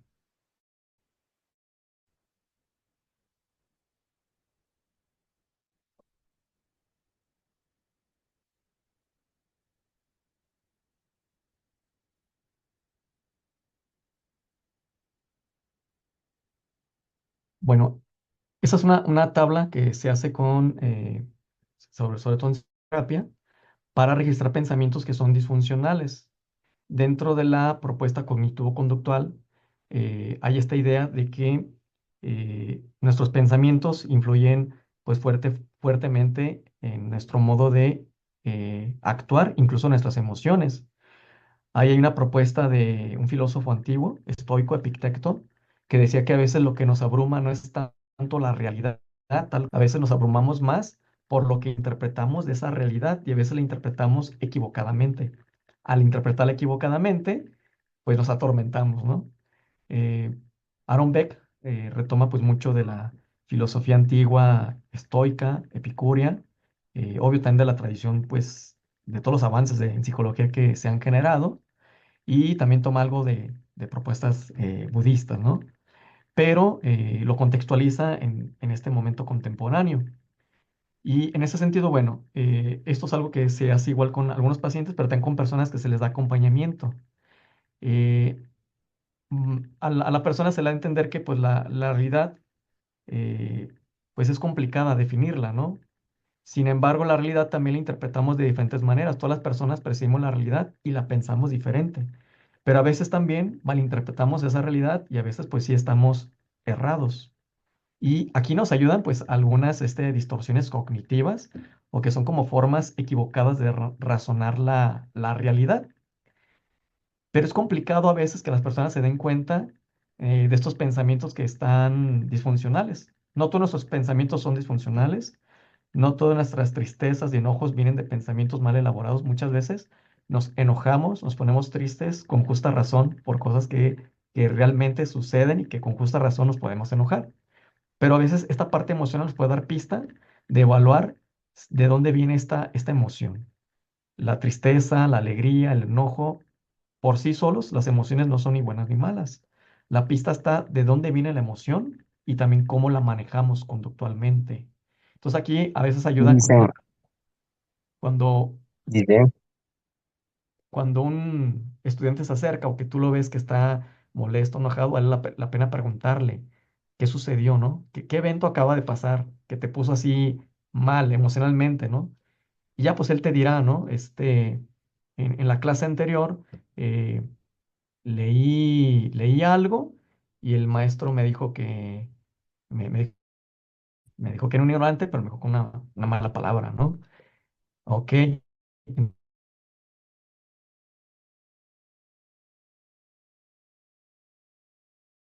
Insulte, y pues ahí podemos dejarlo, ¿no? Pues, ¿qué vamos a hacer con esta emoción? ¿Hacer el maestro? ¿Quieres que hable con él? O sea, se puede ahí como buscar la mediación. Cuando uno se detona por algo que realmente no es muy coherente o está, tal vez no es coherente con la realidad, pues es cuando uno puede posibilitar, no tanto dar terapia, pero sí ayudarle al alumno que reflexione que otras formas, si esa forma de pensar, pues realmente es correcta, es adecuada, es verdadera, ¿no? Y no decirle que está equivocado así directamente, sino ayudarle, así medio socráticamente por medio de preguntas. Y pues bueno, aquí hay algunas preguntas que también nos dan pista. ¿Qué evidencia tienes de que el pensamiento que te acaba de surgir es verdadero? Por ejemplo, hay alumnos que de repente eh, se equivocan constantemente, ¿no? Y el alumno se dice a sí mismo, eh, yo soy un tonto o yo nunca voy a aprender. O en esa dinámica de amistad entre ellos, hay quien dice, yo no soy digno de ser amado. Como ha tenido mala suerte, pues dice que no, él mismo se autonombra ya, se define que no es digno de ser amado o ser apreciado por los demás. Entonces ya uno le pregunta, ¿qué evidencia tienes que este pensamiento es verdadero? Y el alumno posiblemente te va a decir, pues sí, es que constantemente nadie me habla, o me hablan un poquito rato y luego ya se retiran. Entonces ya preguntarle también qué evidencia tienes que posiblemente esa forma de pensar es falsa. Y ya pueda que te diga. Ah, híjole, pues, y tú preguntarle, a ver, ¿hay algunos que sí te hablan? ¿Habrá uno, aunque sea que sí te estime? Y si no en el colegio afuera, donde tú vives, ah, pues sí, tengo un vecino que es mi amigo. Ah, entonces no son todos los alumnos, él está generalizando, ¿no? Todos me detestan, ¿no? O yo no soy digno de ser amado, ¿no? Entonces ahí es como ir moviendo, ¿no? La pregunta, ¿no? ¿Qué otra explicación puede haber de por qué se retira, ¿no? O sea, ya no centrarnos en que no es digno, ¿no? Porque pues es la sensación de él, ¿no? Y se siente triste, no puedo decir, ah, no te sientas triste ni enojado, ¿no? Preguntarle. ¿Por qué crees que se aparten? Porque pueda que realmente lo estén excluyendo, ¿eh? Y algo mal esté pasando y nos da pista. Pero también pueda que nadie lo excluya, ¿no? Entonces, si tú ya, como maestro, estás viendo que él molesta a los demás, les hace bromas muy pesadas, y pues él mismo está generando que se le retiren, bueno, indagarle, ¿no? ¿Qué sucede? ¿Qué hacen ellos o qué estás haciendo tú para que también posiblemente se aparten, ¿no? Y desde la comprensión, no tanto desde el juicio, ¿no? Porque pues te voy a castigar, no, hay que ver, ¿no? ¿Qué está pasando, ¿no? Y en esta posibilidad, bueno, también preguntar eh, cuál es el efecto de creer que no puedo ser amigo de los demás o que no merezco ser estimado, ¿no? O cuál es el efecto de creer que no puedo aprender. ¿Realmente me conviene que nunca voy a poder aprender cuando vengo todos los días a la escuela? ¿Realmente me conviene creer que soy más importante que los demás cuando constantemente estoy en relación con el otro y descubro que a veces también me equivoco? Entonces, ir como cuestionando, ¿no? Y pongo aquí, pues, algunas preguntas como pista. Entonces, bueno, se le invita al alumno que escriba qué evento lo detonó. Ah, pues, en el receso me junté con mis compañeros y se retiraron, ¿no? Entonces, ¿qué pensamientos pasaron por tu mente? Y ahí los pone. Pues siento que nadie me estima o que no merezco ser apreciado. ¿Cuál fue tu emoción? Y el alumno ahí pone, pues estoy triste, ¿no? Estoy enojado. ¿Qué tan intensa fue? Hay personas que le ponen número, ¿no? Del 1 al 10. Hay niños que no les importan los números. Leve, fuerte, muy fuerte, intenso. Pues ahí hay que lo ponga, ¿no?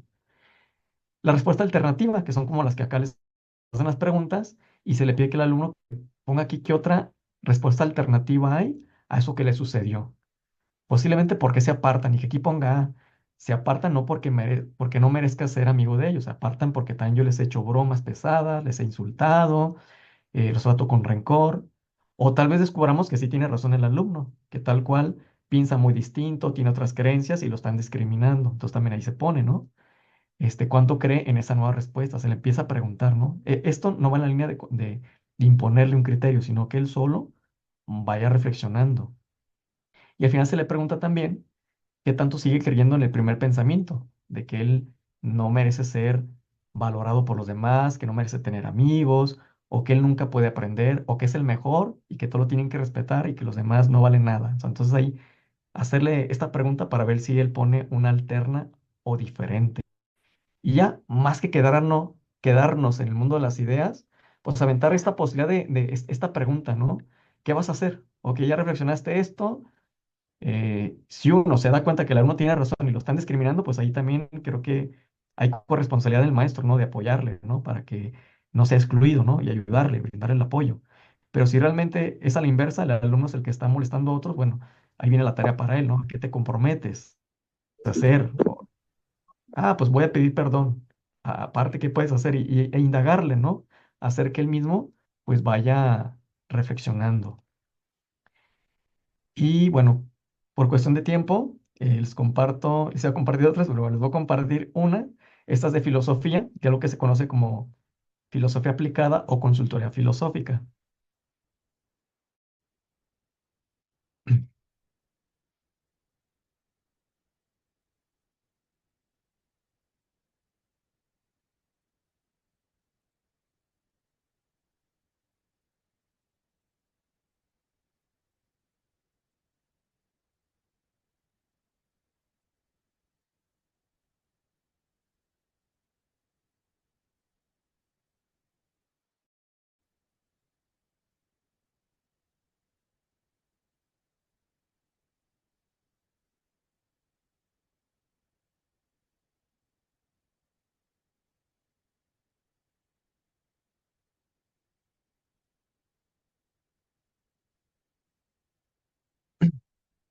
Muchos de nuestros estudiantes, sobre todo por los que ya están por terminar los estudios de secundaria y que están por elegir alguna carrera profesional, alguna licenciatura, pues están con la duda de qué decidir.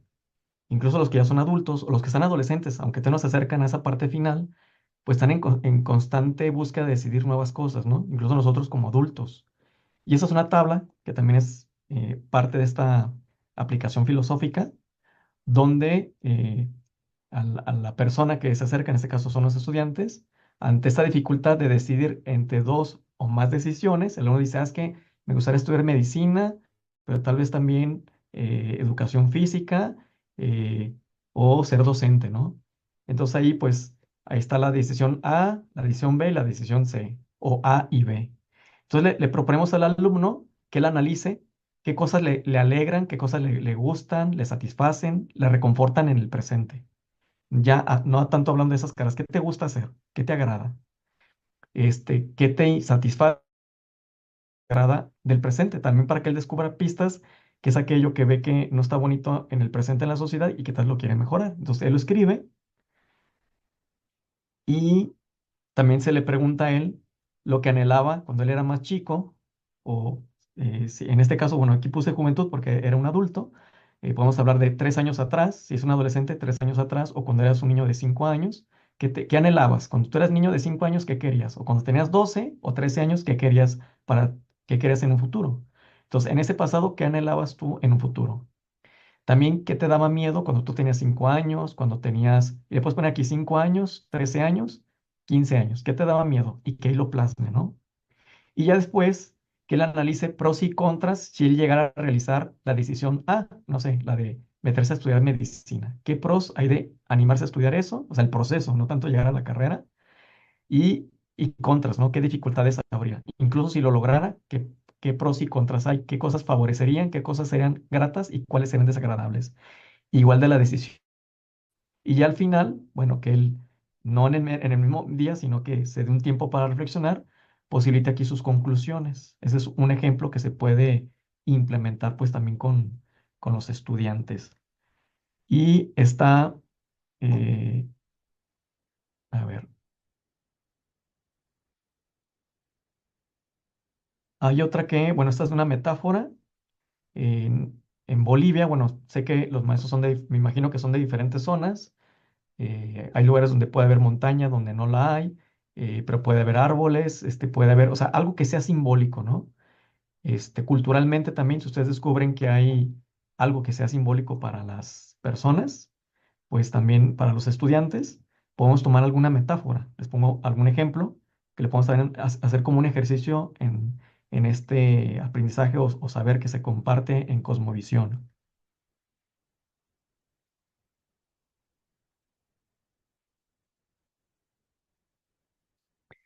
Esta tabla es para utilizar metáforas. Y ya sea que tú en tu contexto ubiques que hay un simbolismo para la montaña o para algún animalito, no sé, el jaguar, la serpiente, ponerlo ahí, ¿no? El simbolismo de la montaña y hablar con tus estudiantes, puede ser también en este círculo de diálogo, qué saben sobre la montaña, qué significado tiene, ¿no? O el jaguar, o qué significado tiene también, puede ser felicidad. Entonces, ¿qué simbolismos le dan a la montaña en algunas tradiciones de la sabiduría antigua? Puede ser la local y pueden investigar otros contextos, ¿no? ¿Qué se piensa sobre el simbolismo de la montaña, el jaguar, o algún concepto como la libertad en otro lugar, pero que sea antiguo, ¿no? De la sabiduría antigua.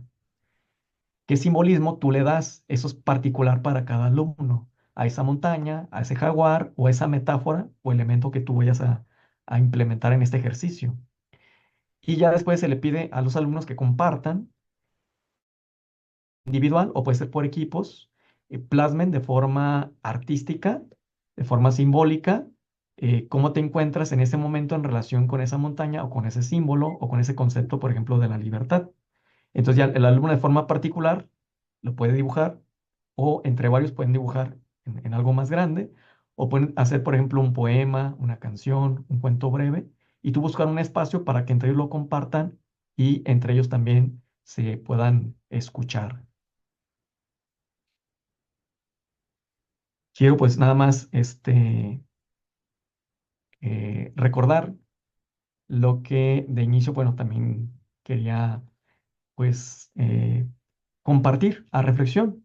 La idea pues es, sí, fomentar el pensamiento crítico en los estudiantes. Hay una tradición filosófica, hay en la psicología, en la pedagogía, que nos da pista, ¿no? No para replicar lo que esos pensadores ya pensaron y hacer que los alumnos lo memoricen, sino para que ellos, nosotros primero como maestros, lo contextualicemos en nuestra aula, en nuestra comunidad, para que el alumno lo pueda asimilar, lo pueda entender en su idioma, en su lenguaje, en su cultura y también para que lo pueda vivir, porque de nada sirve una filosofía que solamente es o una actividad, una estrategia pedagógica que queda nada más en el aula y no genera impacto en las decisiones en la vida del alumno. Entonces, la gran pregunta es, bueno, ¿cómo fomentarlo con los estudiantes? Los maestros y las instituciones, ¿cómo posibilitan el pensamiento crítico? Ustedes también como profesores, ¿se dan espacios realmente para escucharse o para imponerse ideas? Las instituciones dan espacios donde se fomente el diálogo respetuoso activo. Se da la posibilidad también entre docentes entre los maestros de esta participación transversal, no sé, que el de cosmovisión se junte con el de deportes y hagan una actividad, ¿no? Donde el aprendizaje, la celebración de lo que se haya aprendido, aprendido se haga en conjunto. O donde también los maestros de artes, por ejemplo, que pueden embonar muy bien con cosmovisión, con ciencias y con otras disciplinas, eh, puedan plasmar, puedan compartir algo de forma conjunta. Porque a veces aquí nosotros queremos generar un pensamiento crítico, liberal, pero de repente hay una incoherencia. O sea, en el discurso decimos algo, a veces en el hacer parece que estamos diciendo, tenemos esa coherencia en eso que les decimos a los alumnos, pero el momento de nuestra vida colegial, institucional o escolar, de repente está una incoherencia. Y eso también se aprende, el alumno lo observa, ¿no? Si el alumno ve, contempla que entre maestros no hay comunicación, no hay gusto por saludarse, hay soberbia, ¿no? Por esa jerarquía que de repente hay o por los estudios, pues es una incoherencia, ¿no? Lo que de repente le decimos a ellos, que convivan, que formen comunidad, que transformen socialmente. Esto que hago, lo digo con mucho cariño, con respeto. Es una situación que pues también se da en muchas latitudes, ¿no? En América Latina y que creo que vamos caminando. El asunto no está tan feo porque lo analizamos, no lo cuestionamos. No hay que quedarnos en el cuestionamiento, ¿no? La invitación también es sí criticarlo, autocriticarlo, cuestionarlo, de forma particular, buscar de forma creativa hacer algo para hacer comunidad, para hacer diálogo entre nosotros, porque es fácil esperar, ¿no? Que los directores o otras instancias u otros maestros hagan algo al respecto. Y pueda que uno por ahí se anime, ¿no? Pero si la mayoría no se anima, es muy complicado que se dé este cambio, que se dé este pensamiento crítico, y me atrevo a decir incluso entre maestros, porque creo que de ahí se tiene que iniciar, desde la institución escolar, desde la comunidad, desde las familias también, para poder tener ese impacto con los estudiantes, porque si no, pues seríamos unos incoherentes. Agradezco también pues la confianza, la invitación que me han dado para compartir. Intenté sintetizar lo más que pude, pero con gusto, bueno, les comparto esto y doy espacio, pues si hubiera alguna pregunta o también comentario que quisieran hacer o alguna inquietud.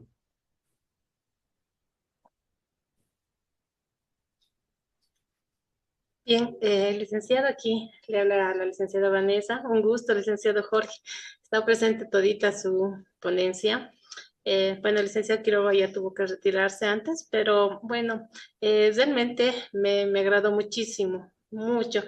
Soy de las personas que creen que dentro de las materias o la materia más importante tal vez dentro de un sistema educativo debería y tendría que ser la filosofía. Si no generamos conciencia a través de la filosofía, prácticamente no estamos trabajando lo que se debe con nuestros estudiantes, ¿no?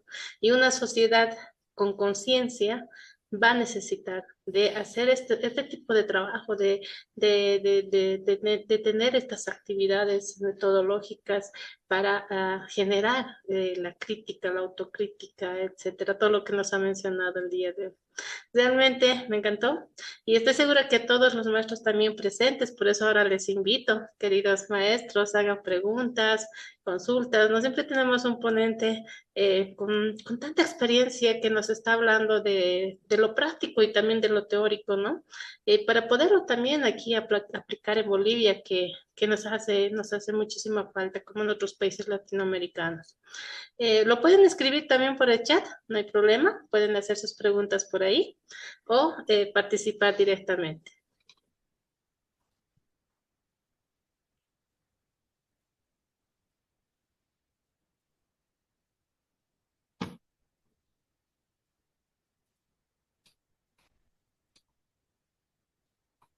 Hay una Ok, pregunta, ¿no? En el chat. le- Dice, eh, en conclusión,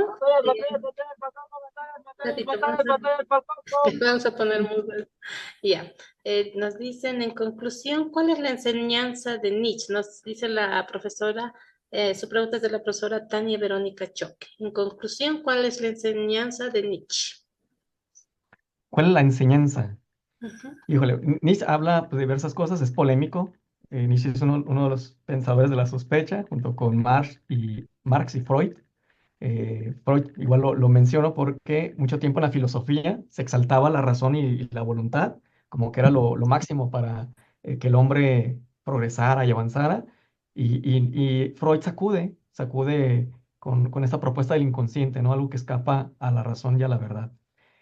Nietzsche hace un cuestionamiento a la tradición filosófica, sobre todo de Platón, porque durante mucho tiempo pues exaltó a Platón, a Sócrates y Aristóteles, toda esta idea, y era como pues ya algo muy dogmático, ¿no? Entonces, bueno, ¿por qué eso está impuesto, ¿no? En toda Europa y empieza a cuestionarlo, porque hay algo que generó incoherencia, ¿no? El exaltar demasiado la mente, la razón, y despreciar algo que también es humano, ¿no? Que es el cuerpo, el sueño, la parte pues también tal cual, sexual, erótica. Hay una parte que igual que es de cuidado, ¿no? Porque de repente es extrema, ¿no? En el simbolismo filosófico hay como esta metáfora de lo dionisíaco y lo apolíneo, lo que representa Apolo, el dios del sol, el orden, y Dionisio, tiene que ver con el vino y el placer. Entonces, el sol siempre, Apolo representa lo ordenado, lo racional, y lo dionisíaco, pues, la libertad, ¿no? Entonces, Excelente. Pero lo que se puede Nietzsche, pues creo que es en su justo medio, ¿no? Sobre todo cuando hablas con adolescentes, ¿no? Vale la pena, bueno, indagar sobre todo el recuperar la parte humana, ¿no? También tengo un cuerpo, también tengo sueños, también tengo emociones, ¿no? Y vale la pena, pues, Dicen, podemos participar, licenciados, no hacerla a un lado. podemos participar del curso, hacer pregunta, Claro, claro, o no se claro. puede. Siga, siga, siga. ¿Cuál es? Traté de sintetizar lo que pude, ¿no? Ahorita. Gracias. Pero hay muchas ideas de Nietzsche, o sea, comparto eso. Claro que sí, Dígame, profesor. ¿Cuál es la consulta? Dicen, primeramente, muy buenas noches a todos los participantes y a usted por la exposición, que estaba bien licenciado. Lo que yo quiero, yo trabajo con alumnos de primero a sexto de secundaria. Y de la encuestita, como usted está viendo, licenciada, y usted también licenciado, nos estaba explicando, para ver la actitud, la intransigencia de nuestros alumnos. Hoy en día, a veces, nuestros alumnos mismos tienen una actitud como agresiva. Y no sé si tiene un cuestionario o una encuesta para detectar la actitud agresiva de nuestros estudiantes. Porque hoy en día más hay derecho para el estudiante que para el mismo profesor. Esa es mi consulta, licenciado. No sé si nos pueda compartir el material en el grupo del Zoom o en el grupo de WhatsApp para que nosotros podamos descargar y podamos trabajar con nuestros estudiantes. Eso es, licenciada. Va a disculpar no- por la molestia tal vez. muy buena pregunta lo que me comparte maestro Rogelio.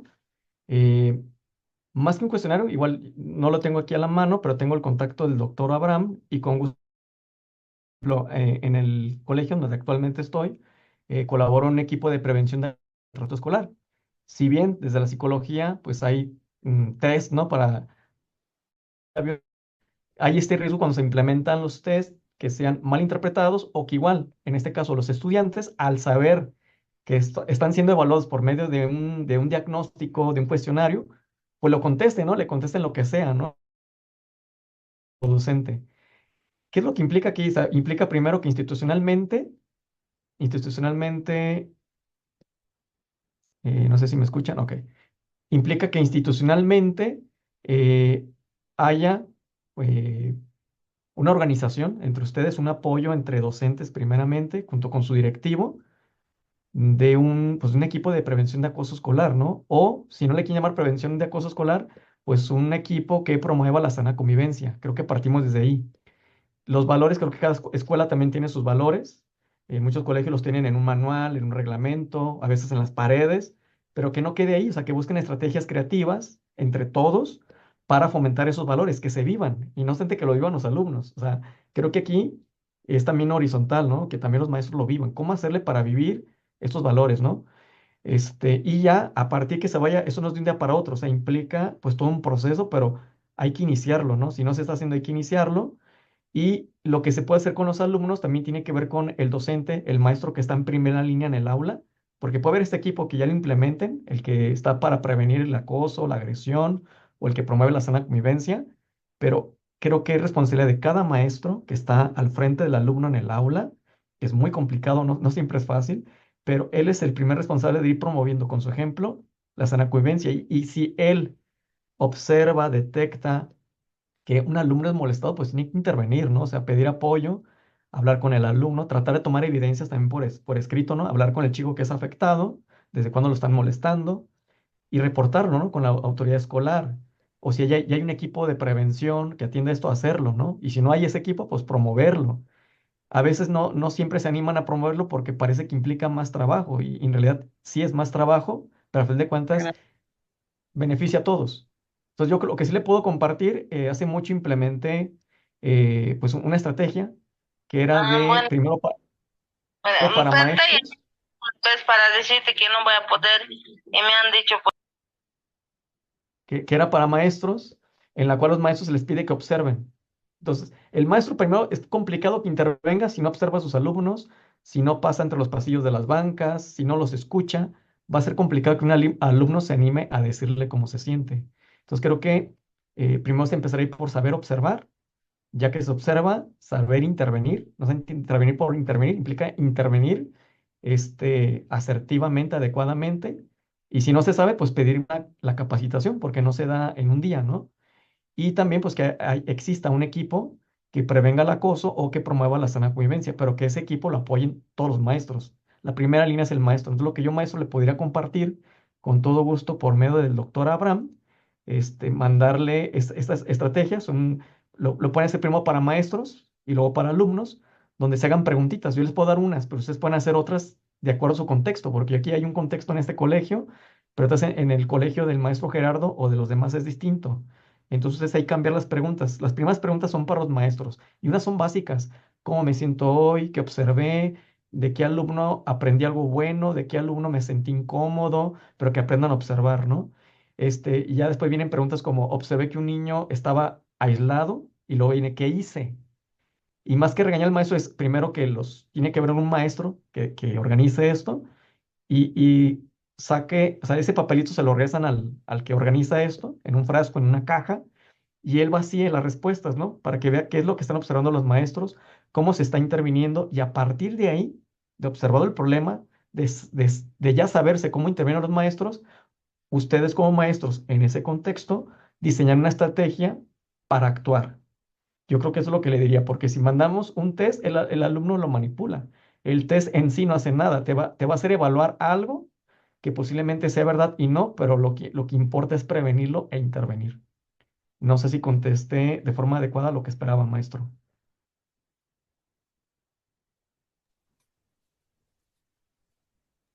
Sí, dicen, sería, como usted ha dicho, puede ser diferentes aspectos, pero nosotros como docentes también queremos más o menos, como usted ya es profesional en la parte psicológica, filosófica, de ver, digamos, los caracteres más que todo, Ujú. ver, digamos, más o menos la base, Sí, sí. direccionar más o menos a lo que nosotros queremos llegar. Hoy en día no solamente es el carácter, también es el bullying, ¿no? Hay Ujú. estudiantes que son agresivos, nosotros no notamos, pero dentro de la unidad educativa siempre van insultando, haciéndole bullying al compañero, cosa que a nosotros no nos indican, ¿no? Pero como usted dice, en la caja de respuestas, digamos así, hacerlo, digamos más o menos nosotros dirigir a lo que nosotros queremos averiguar. ¿Para qué? Para que nosotros también tengamos, a veces nosotros decimos quién te gusta, quién no te gusta, qué materia te gusta, algo superficial más que todo. Pero yo por esa situación pedía para que nosotros nos podamos sustentar, podamos decir, esta actitud tiene mi estudiante, entonces yo Ujú. debo actuar de diferente manera. Mi Ujú. alumno es grupalista, entonces ya no tengo que hacerle, digamos, eso que de llevarle, sino de que trabaje de forma conjunta, ¿no? Ahora, si mi alumno es agresivo dentro de la unidad educativa, siempre uno quiere ser más que los demás. Entonces, a él darle otro trabajo de colaboración o que ayude a sus compañeras o compañeros para que él, esa forma de dominio ya no esté así, digamos, sobrepasando sobre sus compañeros. Sabes muy bien, hasta nosotros a veces un día se nos ha tocado querernos, tal vez creernos un poco más, pero en la vida real no es así, ¿no, licenciado? Entonces yo quisiera más o menos, por eso está diciendo una base, ¿no? Una base para guiarnos y para al menos detectar, ¿no? Como usted sabe muy bien, aparte hay otra forma que son los colores. ¿Por qué siempre mi alumno utiliza plomo, café y negro? ¿Cuál es su problema? O sea, ¿dónde está el problema de él? Entonces, esas situaciones, ¿no? Del color rojo también, que a veces nosotros no sabemos. Tengo un alumno, pese que tiene lápiz negro, todo escribe con rojo. Siempre su manía es color rojo. Y no quiere utilizar otro color, ni el negro ni azul, pero está escribiendo con rojo, con bolígrafos rojo, ¿no? Entonces yo quiero saber por eso cuál es la situación de Mm. mi alumno y por qué son estas causas, estos defectos, estas disfunciones normales que podríamos decir en nuestros alumnos, licenciado. Eso sería, dicen. Aquí ahora sí que algo que vale la pena considerar es que el peor riesgo que podemos tomar todos los docentes, y a veces es humano, caemos en eso de interpretar, ¿no? Observando, incluso a veces a partir de los test, uno se puede equivocar. Como lo digo, a veces lo pueden manipular. Hay cursos también de lenguaje no verbal, psicología de color, etcétera. Pero en este mundo tan digitalizado, a veces los chicos, independientemente de eso, igual los adultos a veces muestran lo aparente, ¿no? Para que la gente interprete de forma equivocada. Y por otro lado, a veces el alumno ni tiene intención de manipular ni de ofender. A veces vale la pena preguntar directamente, indagar, ¿no? A ver si el alumno ya no tiene plumas de otro color o simplemente es esta parte de rebeldía propia de la adolescencia, de querer hacer lo que le viene a gana, ¿no? Por ahí alguien me preguntó que si podía recomendar algún libro, ¿no? Sobre esto. Lo que puedo mencionar, por ejemplo, en internet, hay libros, por ejemplo, hay una autora que se llama Roxana Kramer, argentina, contemporánea, es una filósofa que está viva, y ella escribe mucho sobre el café filosófico, sobre el pensamiento crítico, e incluso en su página, pueden googlear en internet, ella pone enlaces para que ella misma, para que descarguen los libros, ¿no? Hay videos de un filósofo que también anda mucho en América Latina, se llama Oscar Benifer, igual se los escribo, Roxana Kramer, es otro que se llama Oscar Brenifier, y está otro que se llama Oscar Brenifer, Pepe Vallardo. Es que hay otros, pero estoy ubicando los que tienen libros. Él está, bueno, creo que ellos dos tienen así mucho material que ustedes pueden acceder. Está otro autor que se apellida Lippmann, que él es el que maneja lo de filosofía para niños. Pueden buscar también, de repente hay cursos que de repente algunas organizaciones que hay en América Latina, algunas pues sí las cobran, pero de repente dan cursos gratuitos, entonces vale la pena buscarlos. Oscar Benifer tiene cursos en francés, se pueden asustar porque salen en francés, en ruso, en inglés, pero él habla español y hay cursos en español, son talleres gratuitos y en internet hay mucho, mucho de él. Lippmann, Matthew Lippmann, creo que él ya falleció, es alguien que propuso todas estas propuestas de filosofía con niños, que implica también desde cuento, novela, etcétera, y es para todos los grados, desde preescolar, primaria y jóvenes adolescentes más grandes. También les puse un enlace, bueno, lo puse previo, a ver, les comparto mi diapositiva para que lo vean. Eh, mis datos, a ver, no sé si se ve, si me pueden decir si se ve. Sí, se ve, Mi Lisa, se exposición. ve. Ok. Les comparto ahí igual mi correo electrónico, mi LinkedIn, pero también el Instituto de Filosofía, que es uno que está aquí en Guadalajara y que aquí en Occidente de México maneja todo esto que se conoce como filosofía aplicada. Tienen cursos, diplomados, muchos de esos tienen costo, pero hay muchos que son gratuitos. O sea, no todos son de psicología. Hay uno que hace mucho dice que combinaba técnicas de intervención psicológicas y filosóficas pero tiene costo. Pero de repente hay cursos o de repente hay estudiantes que hacen prácticas y ellos dan consulta y es internacional. O sea, hay gente que se conecta de Chile, de Argentina o de otro país y se conecta para recibir consulta. Pero casi siempre es a final de ciclo, como por ahí por julio, junio, julio, más o menos por junio, que se da esto, pero durante el ciclo hay cursos. Ahorita hay un curso gratuito de estética, o sea, Sofía, y está gratis. O hay cursos así que de repente ofertan. Lo comparto si alguien quiere acceder, igual lo puse en el chat. Si alguien quiere acceder o le quieren tomar una captura a la pantalla, igual se los comparto. Y por ahí un maestro me ponía, leí que decía esta dificultad, ¿no? De impartir algunas asignaturas como la lógica simbólica Y creo que también se da en la filosofía, o sea, hay una materia, por ejemplo, ontología, probablemente es complicado, ¿no? Incluso para alguien que estudia filosofía, y bueno, ¿y esto qué aplicación le voy a dar, ¿no? Y el alumno te lo va a preguntar. Le pasa a los maestros de matemáticas, a los filósofos, historiadores, en tiempo daba historia y también te cuestionaban qué les servía reflexionar con personas que ya murieron, así te lo dicen los adolescentes, ¿no? Ya sea en una pregunta, cuestionamiento sensato o en una actitud rebelde, pero lo que yo me he ayudado a responderles es que si hablamos de la historia, pues uno de la historia aprende a no repetir ciertas cosas, uno aprende para comprender el presente, cómo es que el presente ahorita está tal cual como lo tenemos. Nos ayuda también a, de forma particular, pues fomentar, ¿no? Un cambio en nuestra sociedad. Bueno, yo al menos creo eso. Y desde otras materias que parecen a veces como complicadas, como en este caso de la lógica simbólica, pues sí, nos da la capacidad de esforzarnos de pensar, esforzarnos de pensar de otra manera. Alumnos, no sé, hay maestros que den alguna materia de idiomas, también les reniega, ¿no? ¿Para qué aprender otro idioma, no? Y pueda que no lo domines, pero aprender otro idioma te da la posibilidad de empatizar y de entender un mundo diferente, otra forma de comunicar el mundo. Entonces, creo que entre estas dificultades no tenemos tampoco una respuesta mágica, porque puede que usted le dé la mejor respuesta al alumno, y si el alumno está cerrado, pues usted le va a decir algo y le va a salir por otro. Más allá, por eso yo hablaba, vale la pena, maestros, que ustedes busquen espacios de diálogo con ellos, ¿no? Que ellos se sientan escuchados y que fomenten que entre ellos se escuchen. Porque si no se dan esos espacios de diálogo entre alumnos y que ustedes también los dirijan y que permitan escuchar y que ellos también debatan, pero no un debatir por debatir, sino una búsqueda de comprenderse, eso va a generar que en esos momentos conflictivos en el aula usted tenga la oportunidad de decirle, y es válido, ¿sabes qué? La verdad no sé, me es confuso, pero ¿qué tal si investigamos, no? ¿Qué tal si investigamos esto en qué puede ayudar, en qué puede servir?